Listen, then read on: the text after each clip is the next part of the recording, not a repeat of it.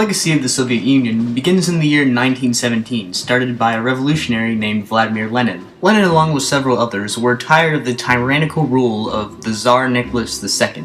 Now, the Tsars were former totalitarian rulers of Russia that date back to the 1500s to Ivan IV, better known as Ivan the Terrible. The correct translation is Ivan the Awesome. Nicholas wasn't really a bad guy, he just taxed too much even though the population was in complete poverty and was completely tied to the autocracy that he's stupid. Anyways, Lenin was tired of this rulership and he turned to the philosopher Karl Marx for his guidance, and he said something like this: "All men were born free, but society has got to such a state that the majority is in chains. If everyone would just treat people like people, and we all share the entire world, then whole world would live in peace.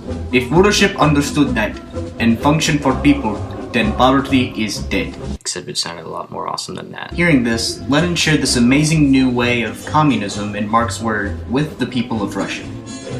"Fellow Russian comrades! What? Do you want to stop living of poverty? Yeah. Do you want full stomach? Well, yeah. Do you want to be so rich you can watch your babushkas in liquid gold? Well, heck yeah we do! Then follow teachings of Marx, and we can rule this land by us, the workers, and rise with us against this tyrannic dictatorship. And so the war against the Red Army versus the Russian Army sparked, and the Russian Revolution began in the March of 1917, and then the Soviets won 5 years later.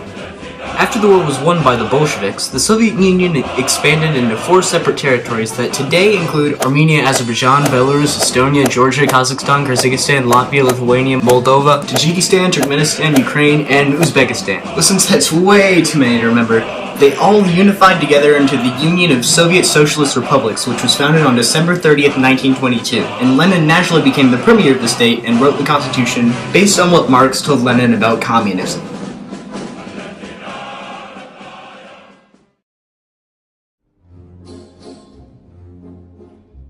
It is now January 1924, and a new era of Russian history is now beginning. The beloved leader of the USSR had recently suffered a stroke, and so next in line is the infamous Joseph Stalin. Now, if you ask any former member of the USSR today, they'd probably say that Stalin was one of the worst leaders that they had ever had.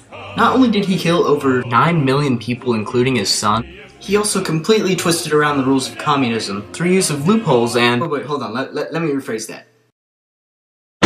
He obliterated them! And some argue that Stalin was even worse than Hitler. Speaking of Hitler, while the US won the war in the Pacific, the USSR technically won the war in Europe. Now, the USSR had a much easier time getting into Germany than the rest of the Allied forces did, most likely because they had originally signed the Molotov-Ribbentrop Pact, which put Nazi Germany and the USSR at peace between each other. However, Hitler broke that pact in 1941 by attacking the Western USSR, and then the USSR was all like,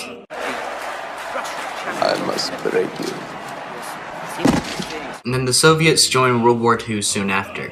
Even though the Soviets' tactics were a bit suicidal during World War II, they still managed to free tons of concentration camps and destroy a ton of German defenses. Because let's face it, when you have millions of people rushing at you with these things, you're pretty much dead. And on May 7th, 1945, the Allied powers won World War II.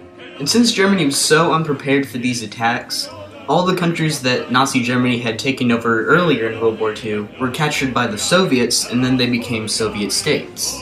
These include Albania, Bulgaria, Czechoslovakia, Hungary, Poland, Romania, and Yugoslavia. And this is what coined Winston Churchill's famous term, "And so an iron curtain has descended over Europe. Dip dip, cheerio, crumpets." And the United States also took notice of this. "You wanted to see me, President Truman?" "Yes, General. Haven't you noticed all of these communist states that are popping up over in the east?" "Yes, sir, I have noticed. It's quite alarming, isn't it?" "Exactly my thoughts, General. It's almost as if giant red dominoes are stomping over everything over in the east." "What are you getting at, sir?" "I'm saying we need to stop this spread of communism." "But, sir—" "Don't be blind, General. What if Japan turned communist? My god, what would happen if India turned communist?" "No, not India." "Precisely, General. Arrange me a speech. I need to tell the public about this. And so NATO was founded in 1949 to keep the Warsaw Pact from moving any further. And so a Cold War began between capitalist countries and communist countries, which sparked into other conflicts like the Korean War and the Vietnam War. These conflicts, especially Vietnam, foretold the world what a war would be like between the USSR and the USA, which was basically of the world. Not funny. But what frightened nations most around the world was MAD, or Mutually Assured Destruction. This basically meant if something blew up, another thing would blow up, and then there would be lots of explosions and death everywhere.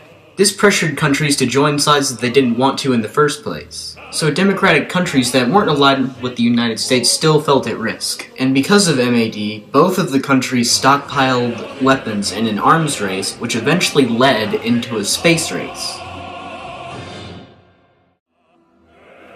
The space race started in 1957 when the USSR launched the first satellite, Sputnik No. 1, into space on October the 4th. Believe it or not, many people say that during World War II, both the Soviets and the United States stole plans for an experimental Nazi space rocket, which was supposed to be used as a remote space missile. And this is where the USSR starts to collapse. Because the Soviets were spending so much money on rockets and guns and weapons, they came really close to being completely economically exhausted. Which was the complete opposite in the United States, since we had a free market and we were making a bazillion movies about the Cold War! And so it came down to Gorbachev and Ronald Reagan, who both wanted the Cold War to end. So famously, on June 12, 1987, Ronald Reagan said, "Mr. Gorbachev, tear down this wall."